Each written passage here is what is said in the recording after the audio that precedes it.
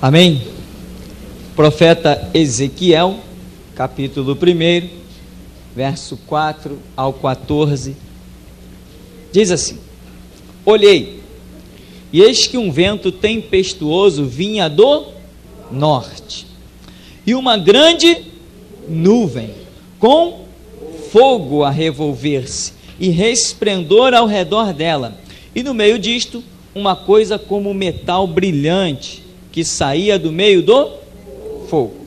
Do meio dessa nuvem, saía a semelhança de 4 seres viventes, cuja aparência era esta: tinha a semelhança de homem, cada um tinha 4 rostos, como também 4 asas. As suas pernas eram direitas, a planta de cujos pés era como a de um bezerro, e luzia como o brilho de bronze polido. Debaixo das asas tinham mãos de homens aos 4 lados. Assim, todos os 4 tinham rostos e asas. Estas se uniam uma à outra, não se viravam quando iam, cada qual andava para a sua frente. A forma dos seus rostos era como o de homem à direita. Os 4 tinham rosto de leão, à esquerda, rosto de boi, e também rosto de águia. Todos os 4. Assim eram os seus rostos. Suas asas se abriam em cima. Cada ser tinha 2 asas, unidas cada uma à do outro. Outras 2 cobriam o corpo deles. Cada qual andava para a sua frente. Para onde o espírito havia de ir, iam, não se viravam quando iam. O aspecto dos seres viventes era como carvão em brasa, a semelhança de tochas. O fogo corria resplendente por entre os seres, e dele saíam relâmpagos. Os seres viventes zigue-zagueavam, a semelhança de relâmpagos. Amém. Deixa eu sentar. Você vê aqui essa palavra cheia de um monte de coisa que nós chamamos de quê? Símbolos. É pura simbologia, né? E quem não entender aquela matéria que nós temos insistido para que os irmãos decorem, a simbologia bíblica, não vai entender nada do que está escrito aqui. Não tem nem como, sem chance. Você nunca vai poder compreender o que está escrito aqui se você não entender a matéria chamada simbologia bíblica.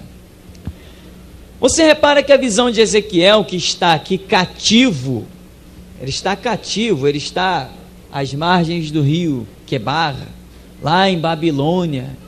Então ele está cativo, mas Deus está se manifestando a ele, mostrando que aquele que o busca, em qualquer tempo, em qualquer lugar, receberá a sua manifestação. E o que Deus mostra aqui a Ezequiel são coisas fantásticas. Primeiro, diante de tantos símbolos, Deus está, por exemplo, falando no verso 4, que ele diz, Ezequiel: olhei, o vento era tempestuoso. E nós vemos que isso aqui é uma manifestação divina, mas o vento era o quê? Tempestuoso. Então já quebra logo de início aquela ideia que as pessoas têm, né, de Deus como uma brisa. Elias, quando estava lá naquele monte, naquela caverna, Deus passou diante dele em várias formas. Passou como fogo, depois passou como um vento que quebrava as rochas, olha só, e por fim passou como uma brisa também. Deus tem o seu caráter, e mediante cada situação, ele manifesta um lado desse seu caráter. É assim. E nós, como imagem e semelhança de Deus, não é assim conosco? Uma hora nós temos a ira, outra hora nós temos o amor, não é isso? Temos a fidelidade, temos a compaixão, temos vários atributos morais que Deus implantou em nós, procedente de si mesmo, naquela simbologia, quando diz que soprou Deus em Adão e o fez alma vivente. Então aqui diz, vento tempestuoso. Não é só aquela brisa, né? Não é só o abraço, é também algo mais explosivo da parte de Deus. E diz que vinha de onde? Do norte. Se vinha do norte, o que significa? Nós vemos que na rebelião de Satanás, ele diz o quê? Assentar-me-ei nas bandas do norte e serei semelhante ao... Por que Satanás visou as bandas do norte? Que é de onde procedem as ordens, de onde procede a autoridade. Tanto que Deus, quando vai repreender a Israel, usando o Império Babilônico, Deus diz assim: do norte virá o mal sobre toda a terra. Do norte virá o mal, porque essa é a direção. Deus usa o referencial norte, e não é à toa que nós temos aí a bússola, né, que aponta sempre para onde? Para o norte. Então você vê que as coisas, elas são perfeitas, né? E se a bússola aponta para o norte, a bússola serve para você se guiar em que contexto? Do planeta Terra, a direção do planeta Terra, e nós vamos ver que isso tem tudo a ver. Então, do norte, e uma grande nuvem. Nuvem simboliza o quê? A presença de Deus. Então, nessa história aqui, quem está aqui é o próprio Deus, com fogo a revolver-se. Ora, fogo significa o quê? Juízo de Deus, né? Inclusive, deixe-me explicar aqui, tem aquela simbologia, né, do inferno. O inferno de fogo, né, que a Bíblia vem tratando. No inferno existe fogo? De forma alguma, não existe fogo no inferno. Isso é simbologia, significa que a pessoa está em juízo. Que tipo de juízo? Um juízo de tormento. Não é fogo, não é esse fogo que o homem descobriu aí na natureza, não é isso. No inferno não existe fogo. O fogo, ele precisa de material de combustão para ele subsistir, precisa de oxigênio. Então esse fogo é espiritual, porque no mundo espiritual não existe oxigênio, automaticamente o fogo não poderia subsistir. Então a questão aqui, quando se fala de inferno, é espiritual. Não existe fogo no inferno, existe o juízo de Deus para colocar seres em tormento. E aí vai dizer assim, e resplendor ao redor dela, tal, enfim. Depois ele vai dizer que no 5, do meio dessa nuvem saía a semelhança de 4 seres viventes, e nós vimos que esses seres viventes é mencionado ali o leão, a bezerra ou boi, o homem e a águia, né? Então, todas essas coisas são simbólicas, não vamos nos deter tanto a elas, mas nós vamos estudar mais adiante, e você poderia ver também Apocalipse 4, 7, que também mais uma vez vai falar desses animais, desses seres viventes. Nós vamos estudando, conhecendo a simbologia, conhecendo a história, e nós vamos chegar à conclusão que temos de que esses 4 seres viventes representam o quê? Os 4 evangelhos, Mateus, Marcos, Lucas e João. E nós vamos ver claramente, sem sombra de dúvida, essa simbologia se concretizando. No meio aqui da visão de Ezequiel, você vai descobrir algo impressionante, que vai dizer que quando eles andavam, eles o que eles não faziam? Se viravam. Ora, como é que eles andam numa direção, mas ao mesmo tempo eles não se viram?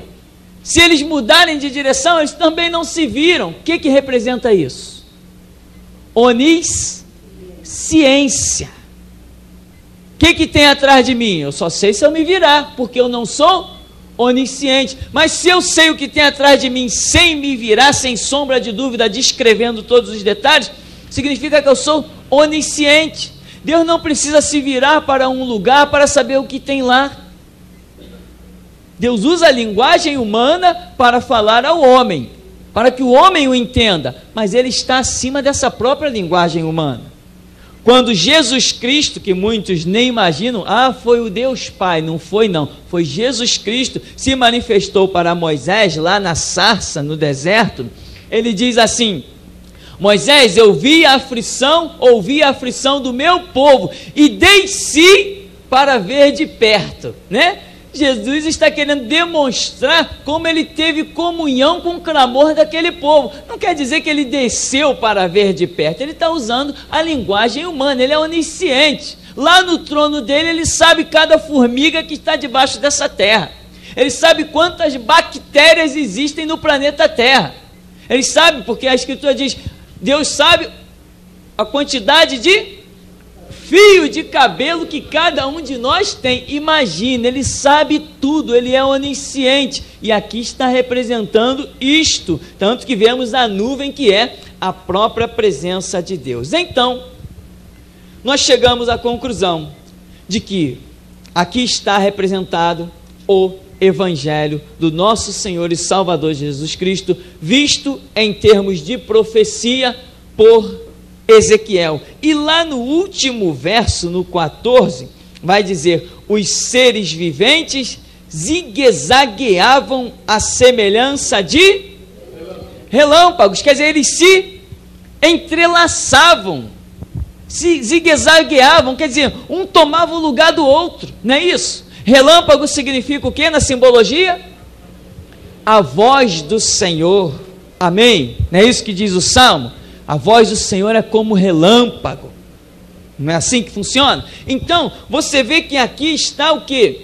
Eles zigue-zagueavam à semelhança de relâmpagos, ou seja, Deus está falando através desses 4 seres viventes. E que são eles? Mateus, Marcos, Lucas e João, né? Nós vamos então chegar à conclusão, Mateus, em que é apresentado Jesus Cristo como o leão da tribo de Judá. Cada tribo tinha uma bandeira, e a tribo de Judá, de onde descende Jesus Cristo, né, como descendência de José, etc., ele é o leão da tribo de Judá, ele é um representante, ele é o pivô daquela história, ele é aquele que tinha que vir daquela tribo. Então a genealogia mostra Jesus como descendência de Davi, Davi da tribo de Judá, e toda essa história vai se complementando. Aí eu te pergunto, o evangelho de Mateus, ele foi escrito para quem? Ora, veja bem, esse animal, leão, ele tem uma particularidade. Você já viu o leão tratando com carinho um outro animal? Uma coisa deixa eu dizer para você, os animais na Bíblia representam o quê? Impérios. Aqui nós vemos 4 animais, claro, excluindo o homem, né? O homem não é um animal no sentido de animal, como as pessoas pensam, mas uma mente, uma representação de um gênero. E você vê esses 4 significa que esse mover abrangeria o quê? Toda a terra, norte, sul, leste, oeste, os 4 cantos da terra, como nós costumamos dizer. Vamos voltar, o leão representa Mateus. Mateus foi escrito para os judeus. Irmãos, o que sempre aconteceu, presta atenção, na nação de Israel quando se levantava um profeta? A voz não era sempre de restauração? Por quê? Porque Deus, quando os reuniu, já lhes deu o quê? A lei. Eles já tinham a lei, eles já tinham a regra para se conduzir, eles já tinham as normas. Desde que Deus chama um povo para si, Deus dá a esse povo leis. Então, se esse povo não está guardando lei, que tipo de voz tem que se levantar no meio dele? Restauração, fazê-lo voltar à lei. Leão é ferocidade, é força. A voz de restauração tem que ser um leão, tem que ser valente, tem que ser força, tem que encarar, tem que ser predador.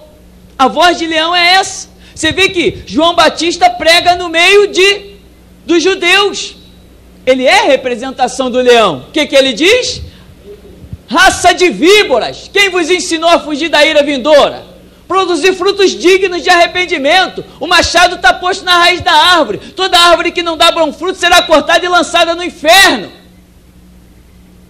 Nós temos por pai Abraão. Para Abraão nada, até das pedras Deus suscita filhos a Abraão. Aí vem Jesus, pregou para os judeus, leão.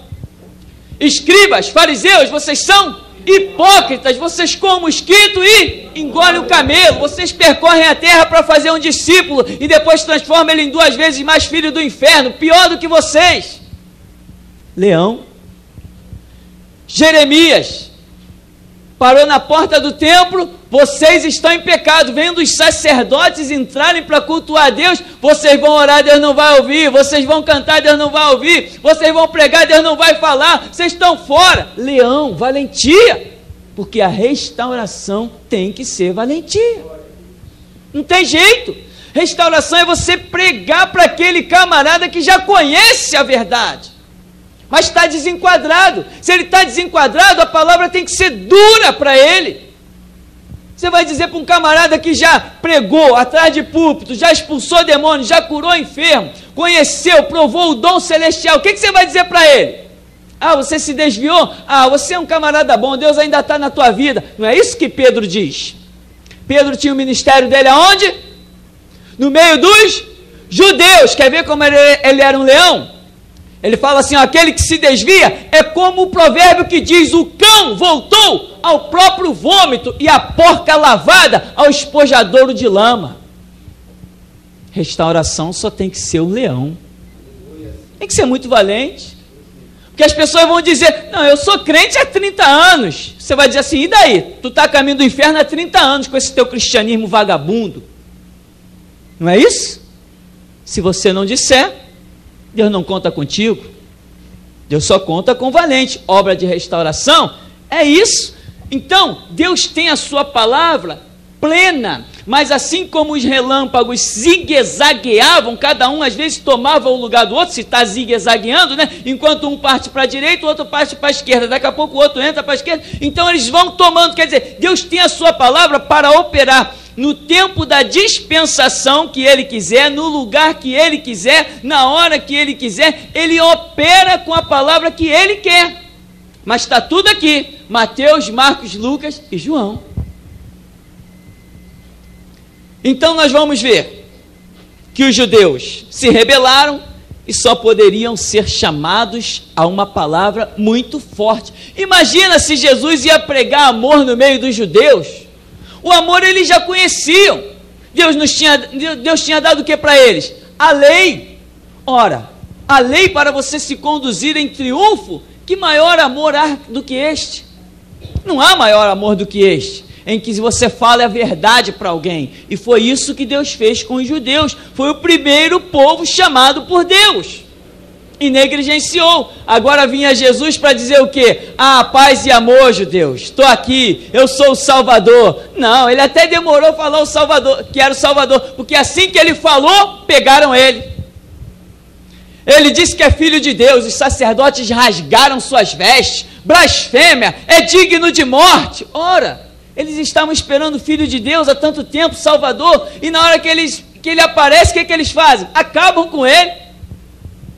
Então, você vê que quem pensa que é crente, quem foi crente, a palavra não vai ser paz e amor. Não tem como ser. É palavra de fúria.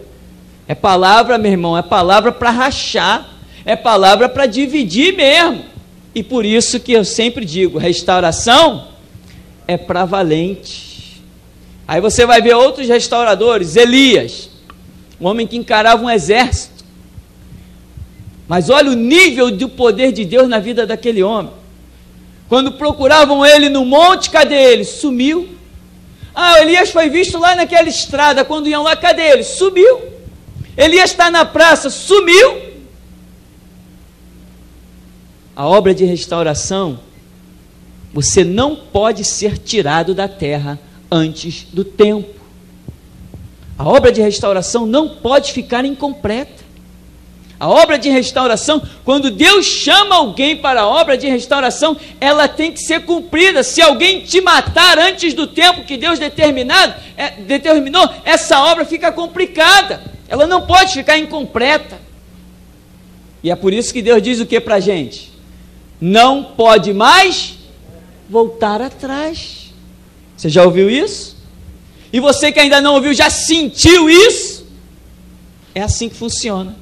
Depois nós temos outra representação, o Evangelho de Marcos, que é representado no boi ou bezerra, como diz a Escritura. E qual era o objetivo desse Evangelho? Alcançar que povo? Os romanos. Por quê? Porque no Evangelho de Marcos, Jesus aparece como aquele servo incansável, que diz que Jesus estava em Cafarnaum, e Jesus pegou um barco, Jesus foi não sei para onde, ali ele curou, depois ele foi, multiplicou os pães. Se você for ler mesmo o texto corrido como é, você perde até o fôlego, porque está dizendo que Jesus fez, aconteceu, foi, voltou, ele não parou. E o que os romanos pensavam? Na submissão completa ao Estado. Jesus está demonstrando com a sua vida que ele era submisso sim e empreendia serviço, mas a Deus, porque a Escritura diz: amarás o Senhor teu Deus sobre todas as coisas e ao teu próximo como a ti mesmo. Então, apesar da força do boi, você é forte? Você é forte, por quê? Porque o Espírito de Deus habita em você. Você é forte. Muitos não se acham fortes porque não descobriram essa força. Tem gente que não descobriu essa força. Então, o diabo se manifesta: ai, Jesus, tem misericórdia, né? Surge uma situação adversa: ah, Deus, tem misericórdia. Telefona para os outros, pede oração. Por quê? Não descobriu a força que tem. Não descobriu o Espírito que habita nele. Não entendeu que é templo do Espírito Santo, não entendeu nada dessas coisas. Mas, apesar dessa força, o boi é um animal o quê? De serviço, é um animal submisso. Se o boi empreendesse a força dele, meu irmão, contra alguma coisa, só jaula de ferro para deter aquele bicho. Só jaula de ferro. E a alimentação dele é a mais simples possível, incrível. Então, apesar da sua força, você tem que saber ser submisso. E quando esse evangelho visava alcançar o povo romano, é a palavra certa. Como Deus dividiu Mateus para os judeus, Marcos para os romanos, mas vamos passar logo para o outro evangelho, que é o de Lucas, que é representado pela face de... O homem representa o quê? O homem representa inteligência. Amém? O homem representa as descobertas, as invenções. O homem representa estudo. Jesus vem e diz o quê? Examinai as Escrituras, vós que os dastes nelas a vida eterna, são elas que de mim testificam. Jesus está dizendo isso para os homens. É o estudo que vai caracterizar realmente o homem. Como diziam os filósofos, né? Eu penso, logo eu existo. Nada caracteriza melhor o homem do que o fato de pensar, dizia Aristóteles. O que acontece? Você precisa do estudo. O evangelho, ele demonstra que aquele que não tem inteligência, não tem conhecimento, não pode ser obreiro na seara do Senhor Jesus. 2 Timóteo 2,15. Procura apresentar-te a Deus.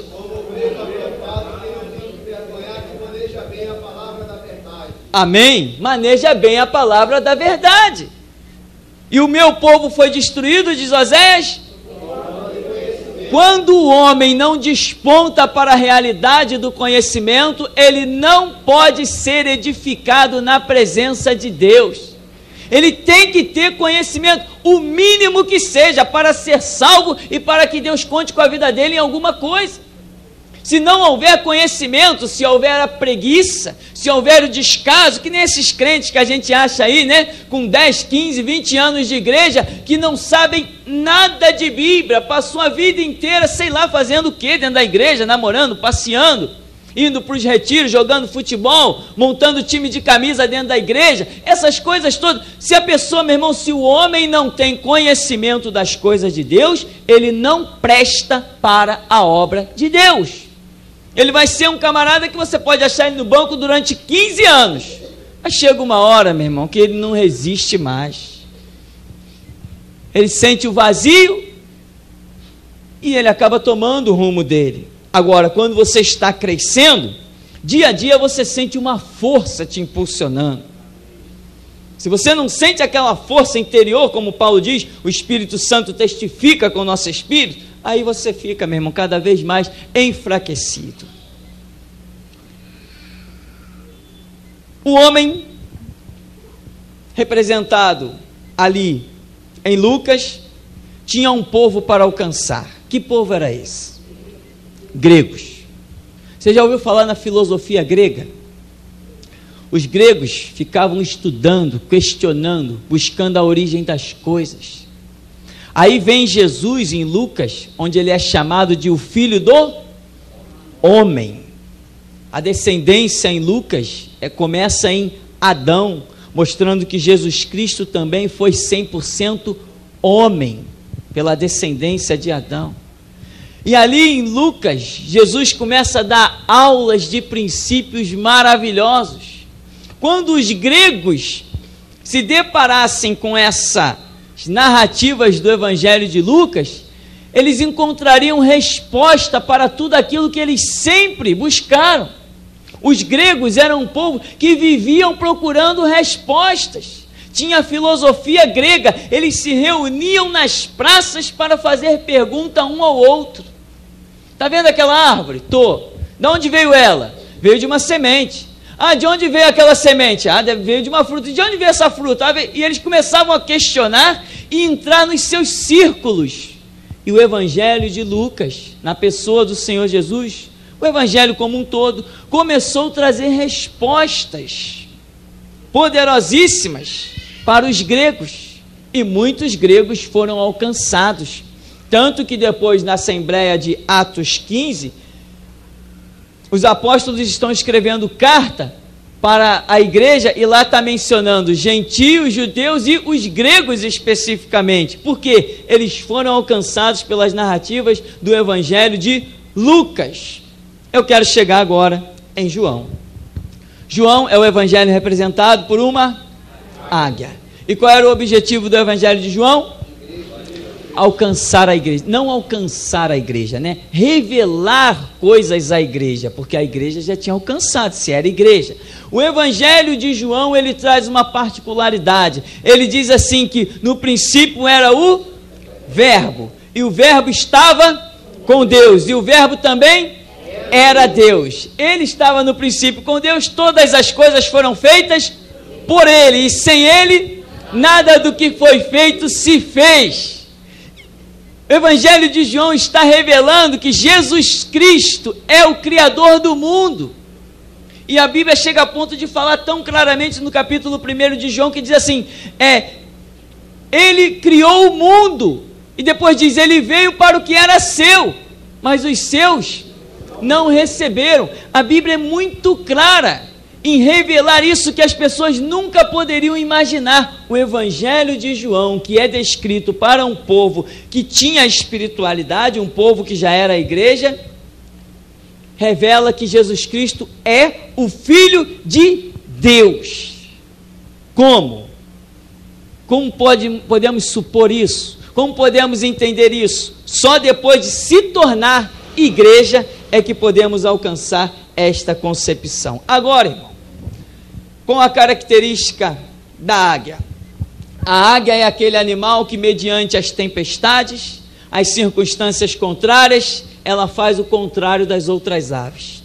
Enquanto umas aves, quando vem a tempestade, elas descem para se abrigar nos telhados, nas árvores, a águia não. Quando vem a tempestade, ela sobe. E vai subindo, até ficar acima das nuvens e contemplando a tempestade debaixo dos seus pés.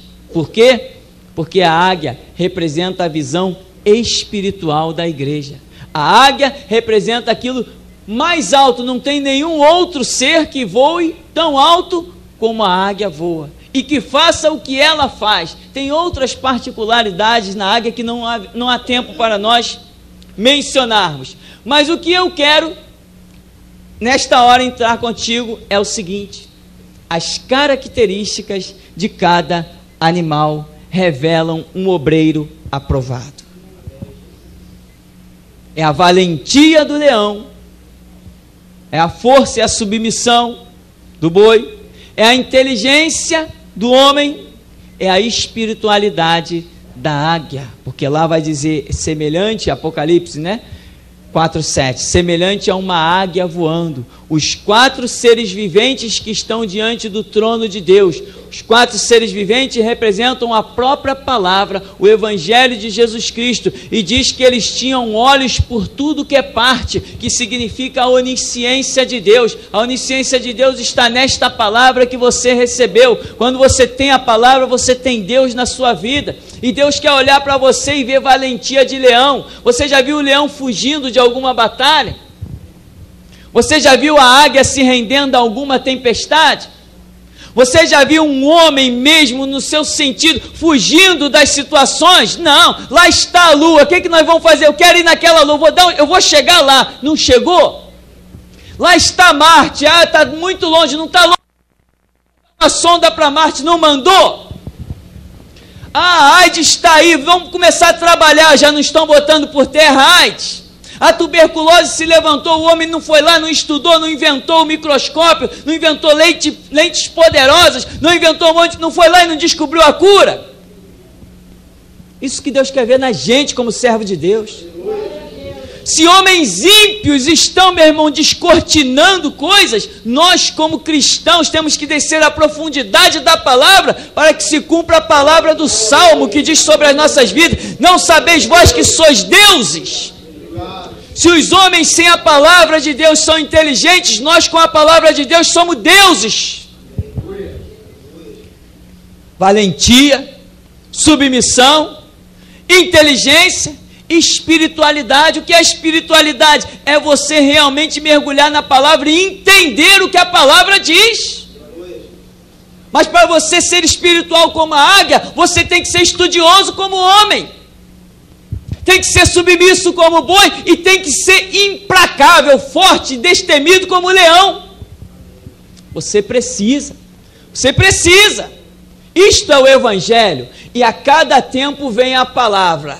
A palavra, o Evangelho não são 4 evangelhos, o Evangelho é um só, mas aqui está mostrando em forma de 4, porque Jesus Cristo disse: ide por todo mundo e pregai o Evangelho. Então, a cada tipo de povo, Deus sabe a altura que vai falar com ele. Quem nunca ouviu de Jesus Cristo, vai ouvir o que? João 3,16, né? Quem já ouviu e se desviou, vai ouvir: olha, é semelhante ao cão, ou à porca. Quem está mais ou menos fraco, nós vamos dar um jeitinho, vai ter uma palavra para ele. Agora, o obreiro tem que ter todas as palavras na ponta da língua. E não pode dizer: eu gosto de pregar o amor. Não, de repente Deus vai jogar sobre você o espírito que te move como um leão. Você não pode dizer: não, isso eu não quero, Deus. Eu quero ficar que nem a águia, voando serenamente acima da tempestade. Deus vai te dizer assim: não, eu quero você que nem um boi, lá, comendo capim e abaixo da tempestade. É lá que eu quero. Demonstra a tua submissão lá. Use, meu irmão, essa submissão e seja valente. Usa a submissão do boi e seja espiritual. Usa a submissão do boi e seja inteligente. A palavra, ela atinge todos os pontos da vida de um ser humano. E como eu sempre digo, né? Por que esse evangelho não dominou o mundo? Porque alguém fracassou. Alguém fracassou. Deus olhou para alguém e disse assim: ali está um leão, mas o camarada quis ser só o boi. Deus olhou: ali está uma águia, não, mas o camarada só quis ser o outro lado. Ali está, não, mas eu só quero. Ministério não se escolhe, ministério se submete. Amém? Se Deus tem um chamado na sua vida, não vem com esse papo, irmão. Não sai desse negócio. Esquece esse negócio de escolher o que vai pregar. Esquece isso. Servo de Deus não pode escolher o que vai pregar. Se você escolhe alguma coisa, você é senhor. Você tem autoridade. Agora, se você está submisso, você é servo.